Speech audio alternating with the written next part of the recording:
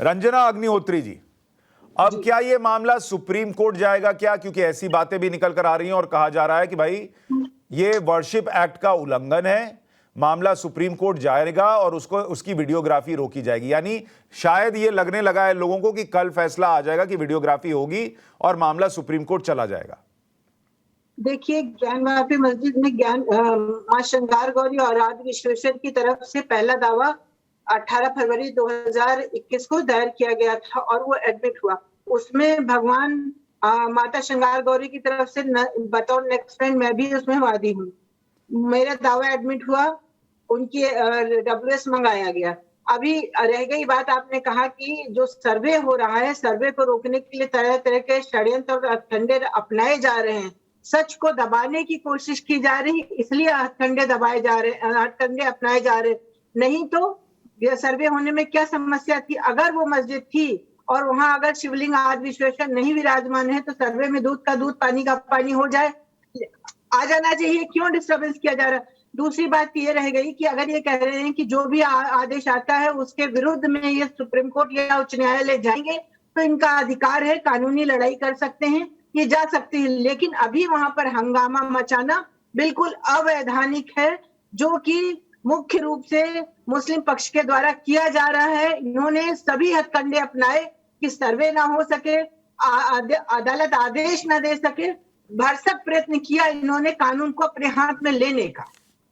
संजय चड्ढा जी, इसमें ऐसा क्या मामला बनता है भाई? एक कोर्ट सुन रहा है, वो कह रहा है सर्वे हो जाने दीजिए, वीडियोग्राफी हो जाने दीजिए। वीडियोग्राफी कहाँ होनी चाहिए वो भी अभी वो बताएगा, उस पर पूरा फैसला आना बाकी। और उसके पहले ही सुप्रीम कोर्ट जाने की बातें होने लगी, चर्चा होने लगी कि सुप्रीम कोर्ट जाके रुकवाएंगे। लोगों का शक और बढ़ नहीं जाएगा इन बातों से कि भाई ऐसा क्या है अंदर जिसको रोकने के लिए, जिसको देखने से रोकने के लिए एक कोर्ट का फैसला आया नहीं, दूसरी तरफ बयान आने लगे कि हम सुप्रीम कोर्ट जाके रुकवाएंगे।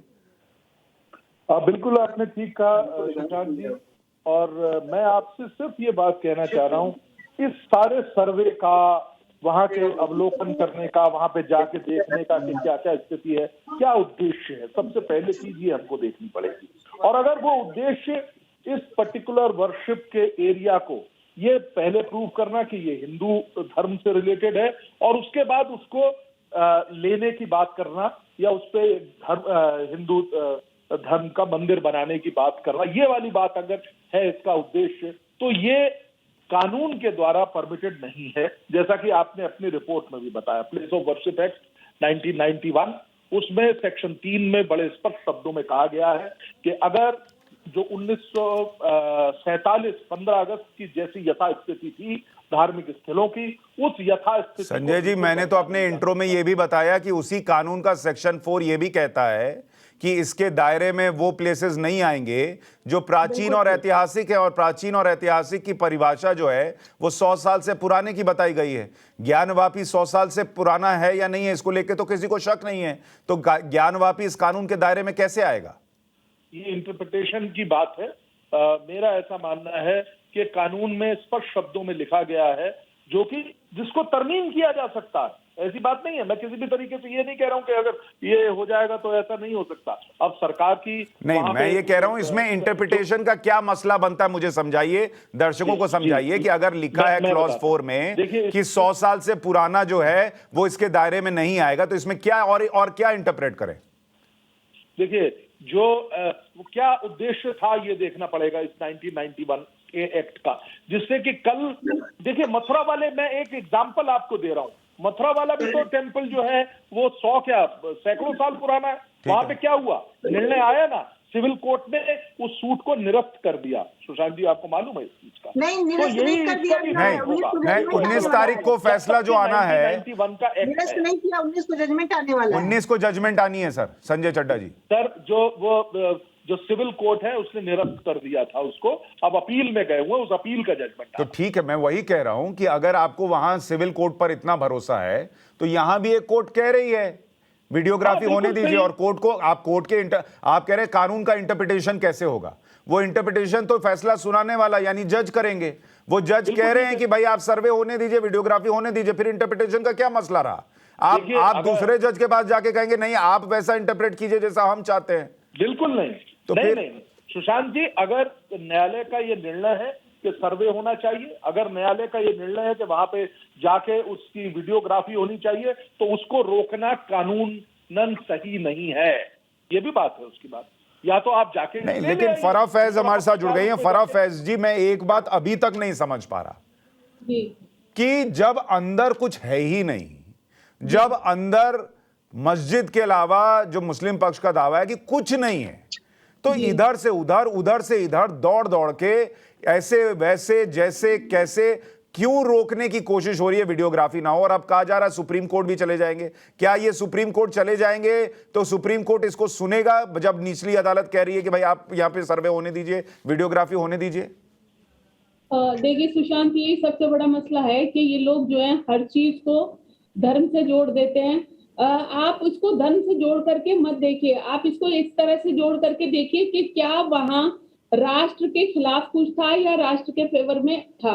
अगर ये वहां राष्ट्र के खिलाफ कुछ ऐसी एक्टिविटी गई है तो वहां पर सर्वे होने में कोई प्रॉब्लम नहीं है, सर्वे होने देना चाहिए। बल्कि हमें खुद से सपोर्ट करना चाहिए, अपनी छवि को सुधारना चाहिए। और अगर हमें छवि सुधारने के लिए वहां सर्वे होना जरूरी है तो वो हमें खुद से आगे बढ़ के कराना चाहिए, ताकि जो एक मुसलमान कम्युनिटी के ऊपर क्वेश्चन मार्क लग गया है या जो धार्मिक लोगों ने, कठमुल्लाओं ने इस पूरी कम्युनिटी पे एक सवाल या निशान लगा दिया है, इनको आतंकवाद की कैटेगरी में ला करके खड़ा कर दिया है, तो वो उस कैटेगरी से बाहर आ सकें। उस कैटेगरी से वो तभी बाहर आ सकेंगे जब वो उनकी इनोसेंसी साबित होगी।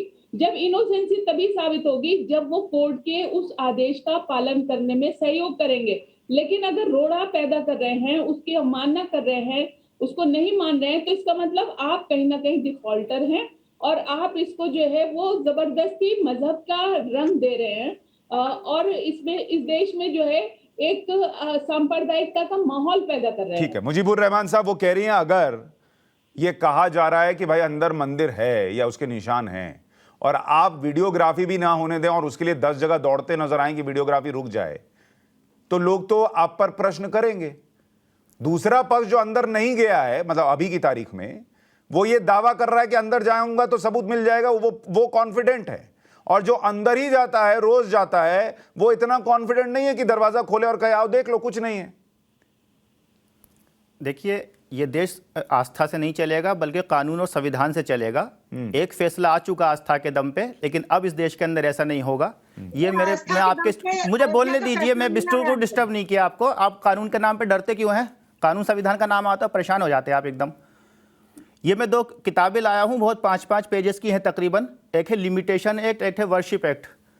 इसके अंदर अगर लिटमस टेस्ट पास करता है, मुझे बता दे जिस पेटिशन के ऊपर ये सर्वे का ऑर्डर आया है, वो पेटिशन इस कानून के कौन से प्रोविजन के अंदर फाइल की गई है।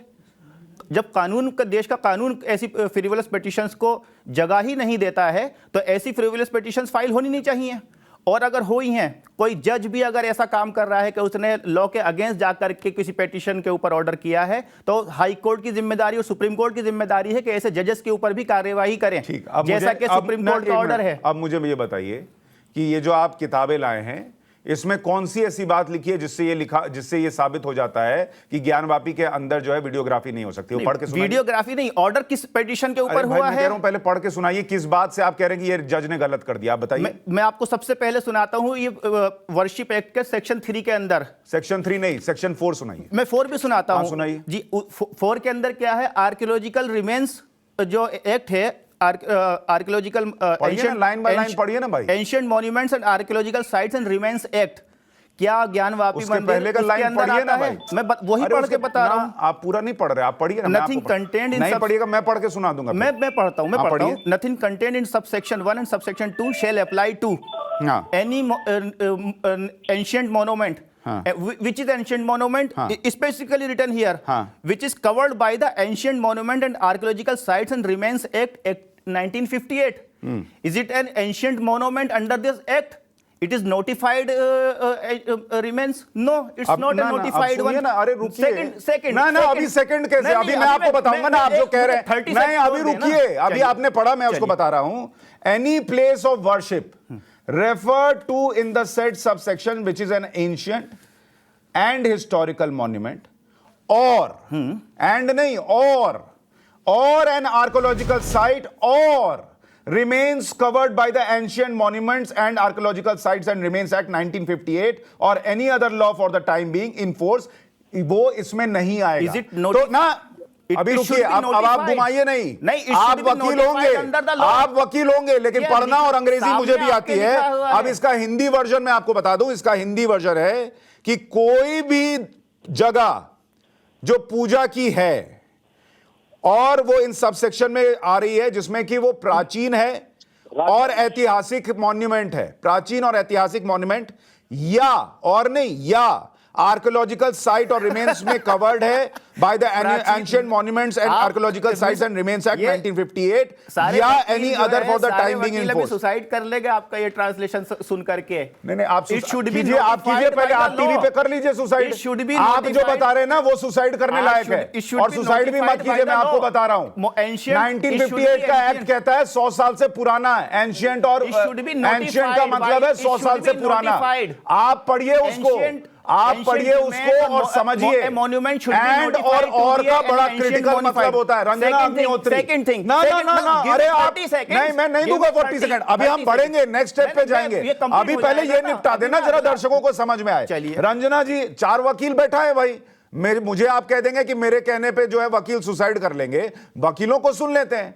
रंजना अग्निहोत्री जी, ये जो क्लॉज 4 और उसका सेक्शन में अभी बता रहा हूं, उसमें क्या ये ज्ञानवापी आता है या नहीं आता, बताइए।